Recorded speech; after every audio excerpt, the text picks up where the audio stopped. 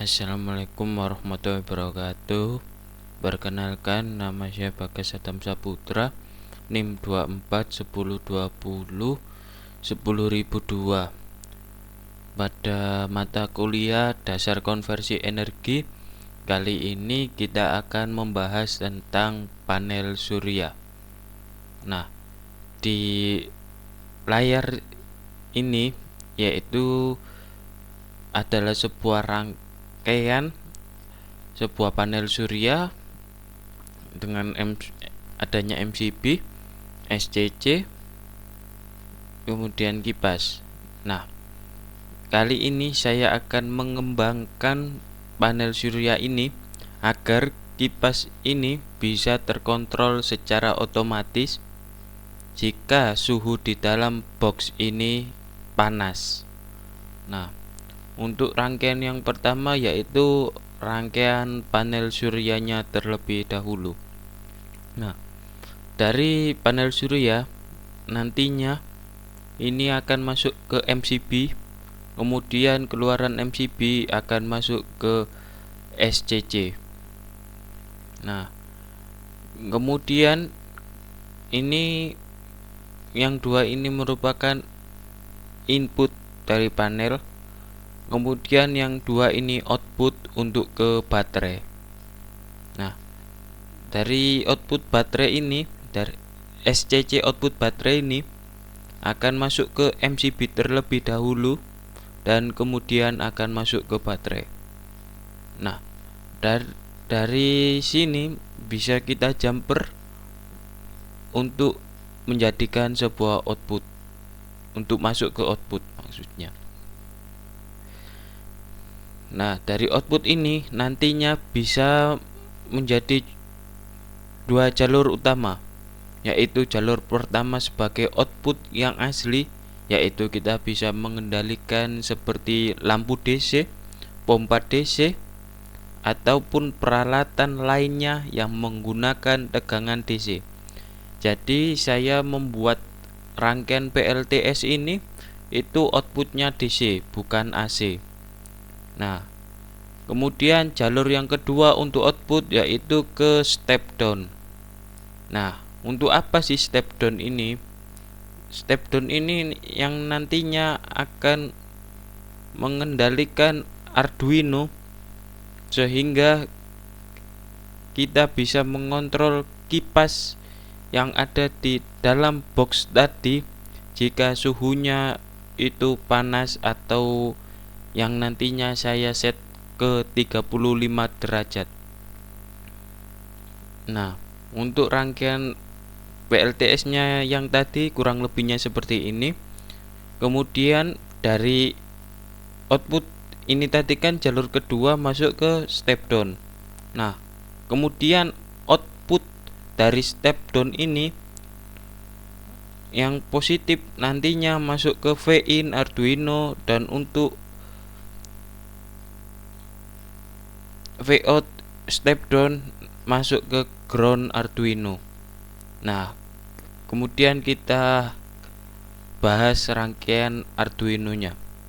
Nah, setelah tadi Arduino mendapatkan suplai atau sumber tegangan dari PLTS, nah Arduino lah yang mengontrol kipas otomatis ini. Jadi komponen utama selain PLTS tadi yaitu untuk mengontrol kipas yaitu ada Arduino, ada relay, ada sensor suhu atau kita di sini menggunakan sensor suhu DHT22, kemudian ada LCD OLED. Nah, prinsip kerjanya yaitu sangat sederhana. Jika sensor suhu mendeteksi suhu di dalam box ini mencapai 35 derajat, maka relay ini akan aktif dan kipas pun akan menyala. Kemudian jika sensor DHT22 membaca suhu di dalam box sekitar 32 derajat, maka relay akan mati dan kipas pun akan mati. Untuk tampilan OLED nanti dia akan menampilkan suhu, kelembapan, dan status relay, apakah kipas menyala atau tidak, atau lebih singkatnya on atau off. Nah, kemudian untuk program Arduino-nya kurang lebih seperti ini, bisa dilihat sendiri dan sudah ada penjelasannya. Untuk ini penjelasannya, ini program utamanya.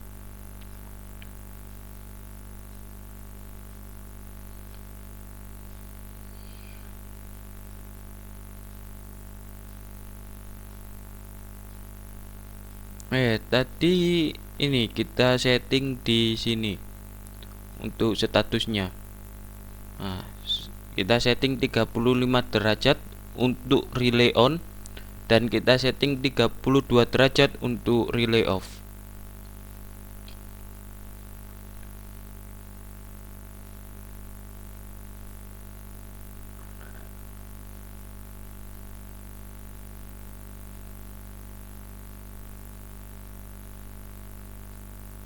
Nah, mungkin itu saja untuk programnya. Kemudian kita sekarang coba untuk menjalankan programnya ke Proteus. Nah, ini saat suhunya 35 derajat maka dia langsung menyala. Kemudian coba suhunya kita turunkan menjadi 32 derajat.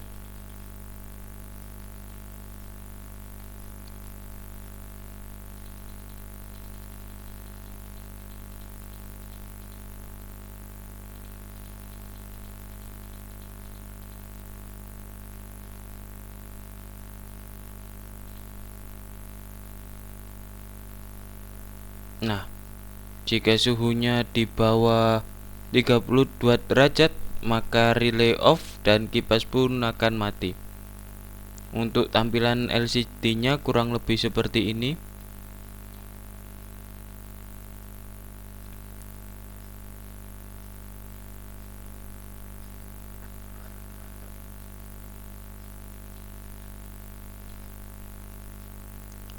Kita coba lagi untuk di suhu 35 derajat. Nah, suhunya 35,4 derajat. Maka relay aktif dan kipas aktif.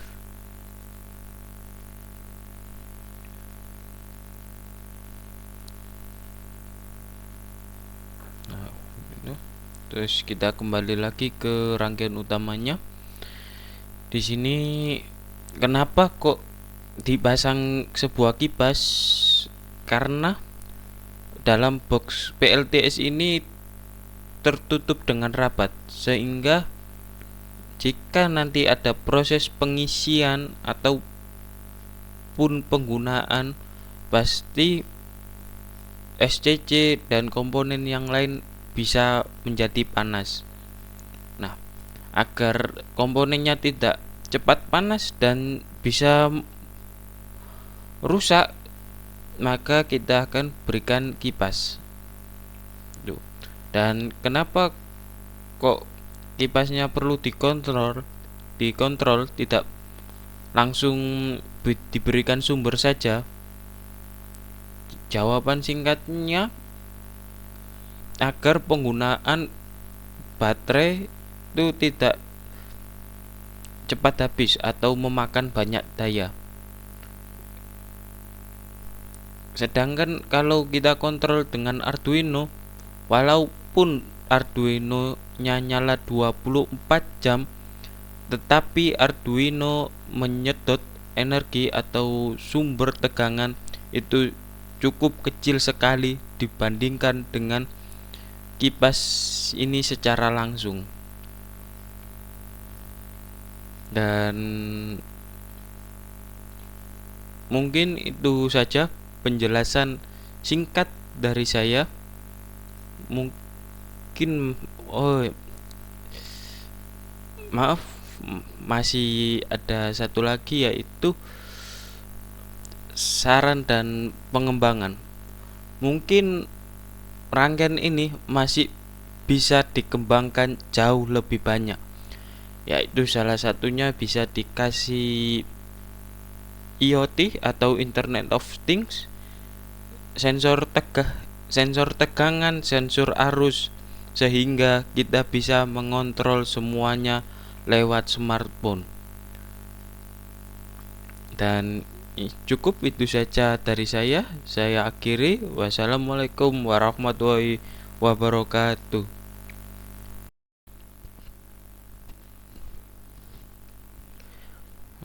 Maaf untuk tadi, ternyata program Arduino-nya kepotong oleh kamera, sehingga di akhir video ini saya menampilkan kode Arduino IDE secara penuh.